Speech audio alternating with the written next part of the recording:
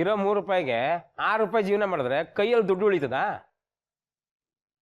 ಎಂತಪ್ಪ ಶಂಕರಣ್ಣ, ನಂಗೆ ಇವ ಏನು ಅರ್ಥನೇ ಆಗೋದಿಲ್ಲ ಅಂತೇಳಿ ಸುಮ್ಮನೆ ಸಾಲ ಮಾಡೋದು, ಅವ್ರು ಇವ್ರ ಹತ್ರ ಜಗಳ ಆಡೋದು, ಈಗ ನೋಡ್ರೆ ಸ್ಟೇಷನ್ ಸುತ್ತೋದು. ಅದೆಲ್ಲ ಬಿಟ್ಟು ಸುಮ್ಮನೆ ಮರ್ಯಾದೆಯಿಂದ ಬದುಕೋಕೆ ಇವಂಗೆ ಎಂತ ದಾಡಿ?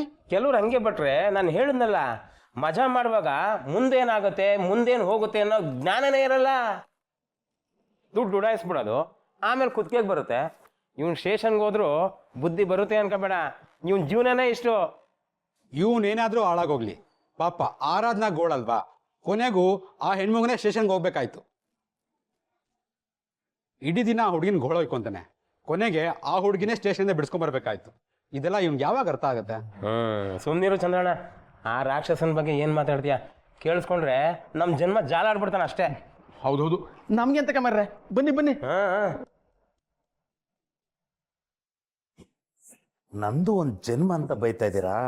ಆಯ್ತು ಕಣ್ರಪ್ಪ, ನೀವೆಲ್ಲ ಜನ್ಮ ಎತ್ತಿ ಭೂಲೋಕ ಉದ್ಧಾರ ಮಾಡಿದ್ದೀರಾ, ನಾನು ರಾಕ್ಷಸ ಅಲ್ವಾ? ಸರಿ, ನೀವೇ ದೇವರುಗಳು. ಸಾಲ ಮಾಡಿರೋ ನಾನು, ಪೊಲೀಸ್ ಸ್ಟೇಷನ್ಗೆ ಹೋದೋ ನಾನು, ಮಧ್ಯ ನನ್ನ ಹೆಂಡತಿ ಮಗಳು ಬಂದು ಒಳ್ಳೆಯಳಾಗ್ಬಿಟ್ಲು. ಆಯ್ತಾಯ್ತು, ಮಾತಾಡ್ಕೊಳ್ಳಿ.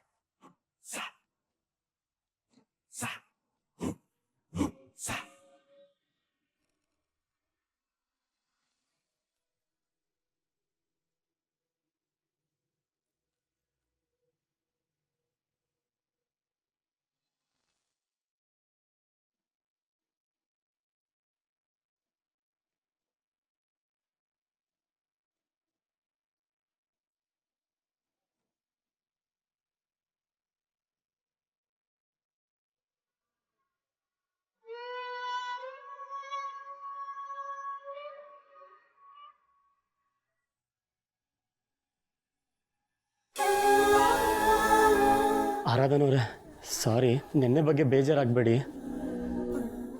ಅದೇನಾಯಿತು ಅಂದರೆ,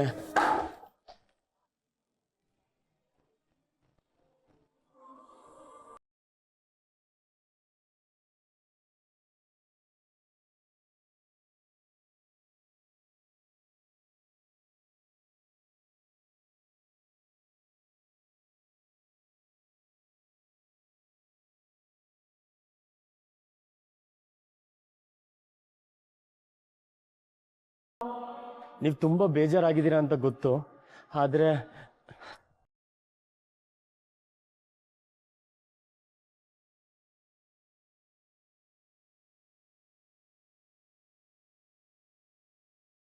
ಲೈಫಲ್ಲಿ ಫಸ್ಟ್ ಟೈಮ್ ಇಷ್ಟು ಬೇಗ ಎದ್ದಿದ್ದು ಆರಾಧನವ್ರೆ.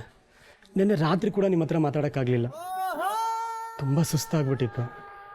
ಸಾರಿ ರೀ, ಬೇಜಾರು ಮಾಡ್ಕೋಬೇಡಿ. ನಿಮ್ಮ ಜೊತೆ ಬರಬಾರ್ದು ಅನ್ನೋದು ನನ್ನ ಉದ್ದೇಶ ಆಗಿರಲಿಲ್ಲ. ಅದೇನಾಯಿತು ಅಂದರೆ, ನೀವು ಯಾವ ವಿಷಯಕ್ಕೆ ಸಾರಿ ಕೇಳ್ತಿದ್ದೀರಾ? ನೀವೇನು ತಪ್ಪು ಮಾಡಿದ್ದೀರಾ? ಇಷ್ಟಕ್ಕೂ ನೀವೇನು ನನಗೆ ಫ್ರೆಂಡೂ ಅಲ್ಲ, ಫ್ಯಾಮ್ಲಿನೂ ಅಲ್ಲ. ತಪ್ಪು ನಿಮ್ದಲ್ವೇ ಅಲ್ಲ, ನಂದೇನೆ. ನಾನೇ ತಪ್ಪು ಮಾಡಿರೋದು. ಇದೇಕೂ ಸರಿ ಹೋಗ್ತಿಲ್ಲ, ಎಲ್ಲೋ ಮಿಸ್ ಹೊಡಿತಿದೆ. ನಿಮ್ದು ಹೇಗ್ರಿ ತಪ್ಪಾಗತ್ತೆ? ನಾನು ಯಾಕೆ ನಿಮ್ಮನ್ನ ಕರಿಬೇಕಿತ್ತು ಹೇಳಿ? ನಂದೇ ತಪ್ಪಲ್ವಾ? ನೀವ್ಯಾಕೆ ನನ್ನ ಜೊತೆ ಸ್ಟೇಷನಿಗೆ ಬರಬೇಕು? ಬರದೇ ಇದ್ಮೇಲೆ ಬೇಜಾರು ಯಾಕೆ ಆಗಬೇಕು? ನನಗೇನು ಬೇಜಾರಿಲ್ಲ. ಇನ್ಫ್ಯಾಕ್ಟ್ ನಾನೇ ನಿಮ್ಮ ಹತ್ರ ಸಾರಿ ಕೇಳಬೇಕು. ಸುಮ್ಮನೆ ನಿಮ್ಮನ್ನ ಕರೆದು ಮುಜುಗರ ಮಾಡಿದ್ದಕ್ಕೆ ಸಾರಿ, ಕ್ಷಮಿಸ್ಬಿಡಿ. ಹಂಗೆಲ್ಲ ಮಾತಾಡಬೇಡ್ರಿ ಪ್ಲೀಸ್. ಅದರಲ್ಲೇನಿದೆ, ಇರೋ ವಿಷಯ ತಾನೇ ಹೇಳಿದ್ದು. ಕರಿಬಾರ್ದಾಗಿತ್ತು. ಒಟ್ಟಾರ್ದವರೆಲ್ಲ ಬೇಡ ಅಂತ ಹೇಳಿದಾಗ ನಿಮಗೆ ಬರೋಕ್ಕೆ ಮನಸ್ಸೂ ಇರಲ್ಲ. ಏನೋ ಹೊಸಬ್ರು ಅಂತ ಮುಜುಗರಕ್ಕೆ ಬರ್ತೀನಿ ಅಂತ ಒಪ್ಕೊಂಡಿದ್ದೀರಾ. ಅದನ್ನು ನಾನು ಗೊತ್ತಾಗದೆ ಬರ್ತೀರಾ ಅನ್ಕೊಂಡ್ಬಿಟ್ಟೆ. ಅದು ನಂದೇ ತಪ್ಪು ತಾನೆ, ಅದಕ್ಕೆ ಸಾರಿ ಕೇಳಿದೆ.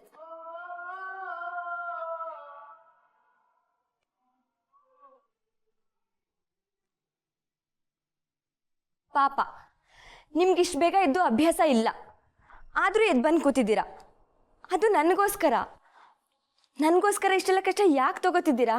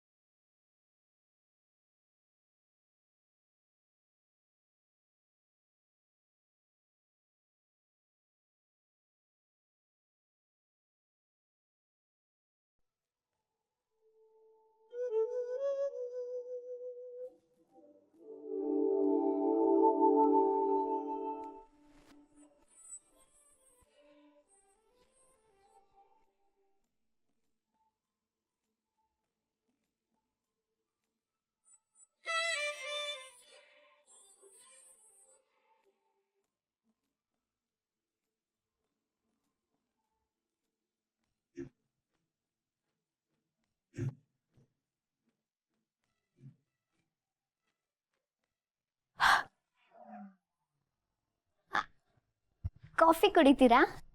ಬೇಡ. ಯಾಕೆ? ಕಾಫಿ ಕುಡಿಯಲ್ವಾ? ನಾನೇ ಮಾಡ್ಕೊಂಬರ್ತೀನಿ. ಪರವಾಗಿಲ್ಲ, ಬೇಡ. ನಮ್ಮನೇಲಿ ನನ್ನಷ್ಟು ಚೆನ್ನಾಗಿ ಕಾಫಿ ಮಾಡೋದಕ್ಕೆ ಯಾರಿಗೂ ಬರಲ್ಲ. ನೈಟ್ ಸ್ಟಡಿ ಮಾಡಿ ಲೇಟಾಗಿ ಮಲಗ್ತೀನಲ್ಲ, ನಾನು ಎದ್ದೋಷ್ಟರಲ್ಲಿ ಕಾಫಿ ಆಗಿಬಿಟ್ಟಿರುತ್ತೆ. ಹೌದಾ?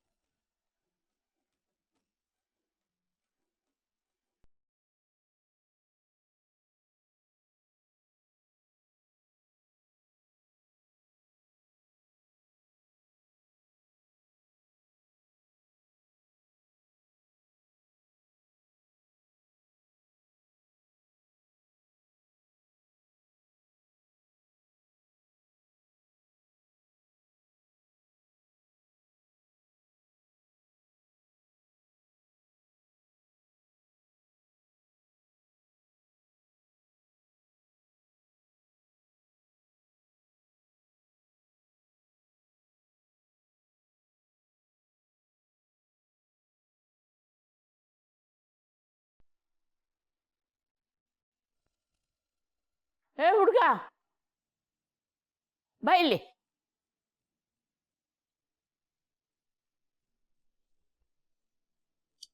ಅಲ್ವೋ, ಇಷ್ಟು ಬೇಗ ಯಾಕೋ ಎದ್ದಿದೀಯ? ಇಲ್ಲ ಅಜ್ಜಿ, ಎಚ್ಚರ ಆಯಿತು, ಎದ್ಬಿಟ್ಟೆ. ಅದು ಹೇಗೋ ಎಚ್ಚರ ಆಗುತ್ತೆ? ನಿನ್ನೆ ರಾತ್ರಿ ನಾನು ಕೊಟ್ಟು ಕಷಾಯ ಕುಡ್ದಿದೆಯೋ ಇಲ್ವೋ ಅಂದಮೇಲೆ ಎಚ್ಚರ ಆಗಬಾರ್ದು. ಆಯಿತು ಅಂದ್ರೆ ಏನರ್ಥ ಅದು? ಕುಡ್ದಿದ್ದೀನಿ ಅಜ್ಜಿ. ಅದು ನಾನು ಆರಾಧನ ಅವ್ರಿಗೆ ತುಂಬ ಬೇಜಾರು ಮಾಡಿಬಿಟ್ಟಿದ್ದೀನಿ. ಅವ್ರು ತುಂಬ ಹರ್ಟ್ ಆಗಿದ್ದಾರೆ. ಅದಕ್ಕೆ ಸಾರಿ ಕೇಳೋಣ ಅಂತ ಬಂದೆ. ಅವ್ರು ಯಾಕೋ ಇನ್ನೂ ಬೇಜಾರಲ್ಲೇ ಇದ್ದಾರೆ. ಆರಾಧನಾ ತುಂಬ ಒಳ್ಳೆ ಹುಡುಗಿ ಕಣೋ. ಅವಳು ಹಾಗೆಲ್ಲ ಏನೇನಾದರೂ ಮನಸ್ಸಲ್ಲಿ ಇಟ್ಕೊಳ್ಳಲ್ಲ. ನೋಡು, ನಿನಗೆ ಹುಷಾರಿಲ್ಲ ಅಂತ ಬಿಸಿ ಬಿಸಿಯಾಗಿ ಶುಂಠಿ ಕಷಾಯ ಮಾಡ್ಕೊಂಬಂದಿದ್ದೀನಿ, ಕುಡಿ, ಸರಿ ಹೋಗುತ್ತೆ.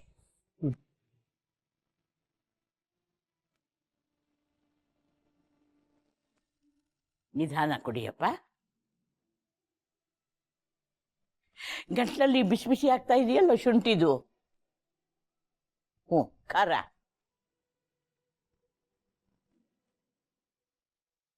Sir, coffee. ಮಂಗಳ, ಅಮಲಾನ್ ಕರಿ. ಸರಿ ಸರ್.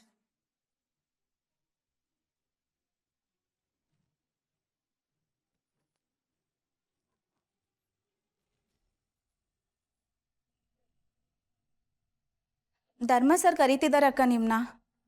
ಡ್ಯಾಡ್ ಕರೀತಿದ್ದಾರ? ನನ್ನ? ಹ್ಞೂ ಅಕ್ಕ, ನಿಮ್ಮನ್ನೇ ಕರೀತಿದ್ದಾರೆ. ಡ್ಯಾಡ್ ಕರೀತಿದ್ದಾರೆ ಅಂತ ಹೇಳಿದ್ಯಲ್ಲ, ಬರ್ತೀನಿ, ಹೋಗಿರೋ.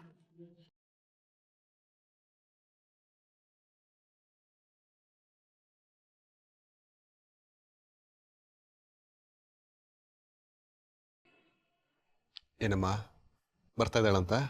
ಬರ್ತೀನಿ ಅಂತ ಹೇಳಿದ್ರು, ಆದರೆ ಅಕ್ಕ ಯಾಕೋ ಅಳ್ತಾ ಇದ್ದಾರೆ. ಏನು ಅಳ್ತಾ ಇದ್ದಾಳ? ಹಾಂ. ಯಾಕಂತೆ? ಸರಿ, ನಾನೇ ನೋಡ್ತೀನಿ.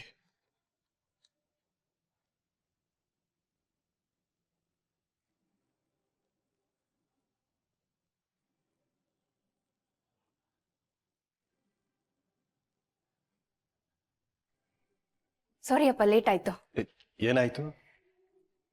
ನನ್ಗ ಏನೂ ಇಲ್ಲ ಅಪ್ಪ. ಬರ.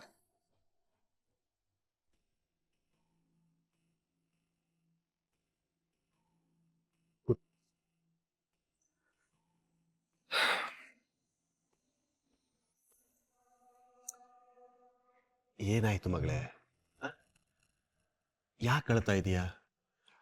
ಅಲ್ಲ, ಏನಾದರೂ ಪ್ರಾಬ್ಲಮ್ ಇದ್ರೆ ನನ್ನ ಹತ್ರನೂ ಹೇಳ್ಕೋಬಹುದು ಅಲ್ವಾ? ಏನೂ ಇಲ್ಲಪ್ಪ, ನಿಜ ಏನೂ ಇಲ್ಲ. Okay, if you don't mind, Sandeep ಹತ್ರ ನಾನು ಮಾತಾಡ್ಲಾ? ಏನು ನಡೀತಿದೆ ಅಂತ ತಿಳ್ಕೊಳ್ಳ? ಇಲ್ಲ ಡ್ಯಾಡ್, ಏನೂ ತೊಂದರೆ ಇಲ್ಲ ಅಂತ ಹೇಳಿದ್ನಲ್ಲ. ನೋಡು ಅಮಲ, ಗಂಡ ಹೆಂಡತಿ ನಡುವೆ ಮಾತುಕತೆ ತುಂಬ ಇಂಪಾರ್ಟೆಂಟ್. ಮೇಲಾಗಿ ನೀನು ಕಲ್ತವಳು, ಕಮ್ಯುನಿಕೇಷನ್ ಇಂಪಾರ್ಟೆನ್ಸ್ ಎಷ್ಟಿರುತ್ತೆ ಅಂತೇಳಿ ನಾನು ನಿನಗೆ ಹೇಳಬೇಕಾಗಿಲ್ಲ. ಸಂದೀಪ್ ಹತ್ರ ನೀನು ಮಾತಾಡಿದ್ಯಾ ಅಂತ ಅಂದ್ಕೊಳ್ತೀನಿ. ಮಾತಾಡಿದ್ಯಾ ತಾನೆ?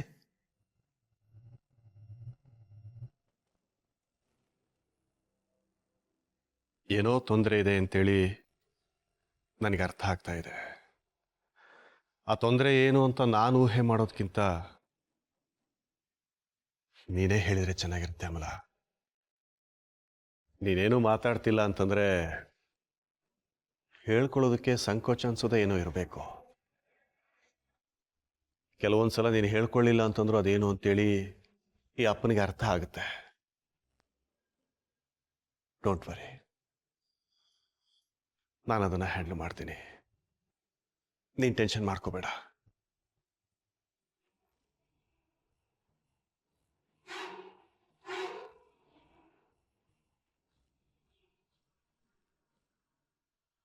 ಸವಿತಕ್ಕ, ಈ ಮಹೇಶ್ ಅಣ್ಣಂದು ತುಂಬ ಅತಿ ಆಯಿತು. ಸಾಲ ಕೊಟ್ಟವ್ರಿಗೆ ಹೊಡೆದ್ರೆ ಯಾರಾದರೂ ಸುಮ್ಮನೆ ಇರ್ತಾರಾ? ಪೊಲೀಸರು ವಟಾರಕ್ಕೆ ಬರೋ ಹಾಗಾಯಿತು. ಇಂಥ ಘಟನೆ ಯಾವತ್ತೂ ನಡೆದಿದ್ದಿಲ್ಲ. ಅಯ್ಯೋ ಬಿಡಿಲತಕ್ಕ, ಆ ಮಹೇಶನ ನಗೋಳು ಯಾವತ್ತೂ ಇದ್ದದ್ದೇ. ಪಾಪ ಆ ಆರಾಧನ ಒಳ್ಳೆ ಹುಡುಗಿ ನೋಡಿ, ಇವನ ದೆಸೆಯಿಂದ ಅವಳು ಪೊಲೀಸ್ ಸ್ಟೇಷನ್ ಅಲಿಯುವ ಹಾಗಾಯ್ತು ಅಲ್ವಾ? ಮತ್ತೆ ಪೊಲೀಸ್ರಂದ್ರೆ ನಮ್ಗೆ ಭಯ. ವಟಾರದ ಗಂಡಸ್ರೆ ಪೊಲೀಸ್ ಸ್ಟೇಷನ್ಗೆ ಹೋಗಕ್ಕೆ ಒಪ್ಕೊಳ್ಳಿಲ್ಲ. ಅಂಥದ್ರಲ್ಲಿ ಆ ಆರಾಧನ ಒಬ್ಳೆ ಹೋಗಿ ಮಹೇಶ್ ಅಣ್ಣನ ಬಿಡಿಸ್ಕೊಂಡು ಬಂದಲ್ಲ. ಅವಳ ಧೈರ್ಯಕ್ಕೆ ಮೆಚ್ಚಬೇಕಾದ್ದೆ. ಅಲ್ಲ ಅಕ್ಕ, ನನಗೆ ಒಂದು ವಿಷಯ ಅರ್ಥ ಆಗುದಿಲ್ಲ. ಈ ಆರಾಧನ ದುಡಿಯೋ ಹಾಗಿದ್ದಾಳಲ್ಲ, ಮನೆಗೆ ಅವಳೇ ದುಡಿದು ತರುದಲ್ಲ, ಮತ್ತೆ ಈ ಮಹೇಶನ ಹಂಗಲ್ಲಿ ಯಾಕೆ ಇರ್ಬೇಕು ಅಂತ. ಅಲ್ಲ ಮಾರ, ತಾಯಿ ಮಗಳು ಬೇರೆ ಹೋದ್ರೆ ಈ ಮಹೇಶಣ್ಣನಿಗೆ ಒಂದು ಅನ್ನ ಬೇಯಿಸಾಕ್ಲಿಕ್ಕೆ ಸಹ ಯಾರಿಲ್ಲ. ಮತ್ತೆ ಯಾಕೆ ಈ ರೇವತಿ ಅಕ್ಕ ಇಲ್ಲೇ ಬಿದ್ದು ಒದ್ದಾಡುದು ಅಂತ. ನಾನು ಹೇಳಿ ನೋಡ್ದೆ, ಗಂಡ ಮನೆಗೆ ಕುಡ್ದು ಬರ್ತಾನೆ ಅಂದ್ರೆ ಒಂದೇ ಸಮಸ್ಯೆ, ಇವ್ರದು 108 ಸಮಸ್ಯೆ. ಹೆಜ್ಜೆ ಹೆಜ್ಜೆಗೂ ಕಷ್ಟ ಕೊಡ್ತಿದ್ದಾನೆ. ಇದಕ್ಕಿಂತ ನಮ್ಮ ಗಂಡಂದಿರೇ ಎಷ್ಟೋ ವಾಸಿಲ್ಲ ತಕ್ಕ. ಹೆಚ್ಚೆಂದರೆ ನಮಗೆ ಒಂದು ಮಲ್ಲಿಗೆ ತರುವುದಿಲ್ಲ ಅಂತ ಜಗಳ ಆಗ್ತದೆ. ಅಷ್ಟು ಬಿಟ್ಟರೆ ದುಡಿದೊಂದು ತರ್ತಾರಲ್ಲ, ಅದೇ ದೊಡ್ಡ ಸಮಾಧಾನ ನಮಗೆ.